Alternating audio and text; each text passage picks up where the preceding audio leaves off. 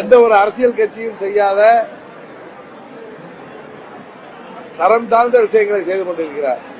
இன்னொரு கட்சியை கூட்டணிக்கு வர வேண்டும் என்பதற்காக தனது கட்சி தொண்டர்கள் கையிலே மற்றொரு கட்சியின் கொடியை கொடுத்து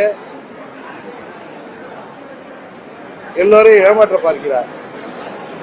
என்ன, இன்றைக்கு விஜய் அவர்கள் சினிமாவில உச்ச நட்சத்திரமாக அவர்கள் ஜொலித்துக் கொண்டிருந்த பொழுது, சோபித்துக் கொண்டிருந்த பொழுது வருமானத்தை எல்லாம் விட்டு விட்டு நீ கட்சி ஆரம்பிச்சிருக்காருன்னா, பழனிசாமியை முதலமைச்சராக தான் விஜய் கட்சி ஆரம்பிச்சிருப்பாரா? அவருடைய தொண்டர்கள் ஏற்றுக்கொள்வார்களா? விஜய் தலைமையில் ஆட்சி இருந்தாலும் அவங்க கட்சியை ஆரம்பிச்சிருக்காங்க. பழனிசாமி என்ன பெரிய லீக்வான் யூவா, இல்ல பெரிய புரட்சி தலைவரா, இல்ல அம்மாவா? முறைகேடு, ஊழல், டெண்டர் முறைகேடு முதல் அனைத்து முறைகேடுகள் நடந்து இன்றைக்கு வழக்குகளிலே மாட்டிக்கொண்டு அவர்கள் தவிர்ப்பது தெரியும்.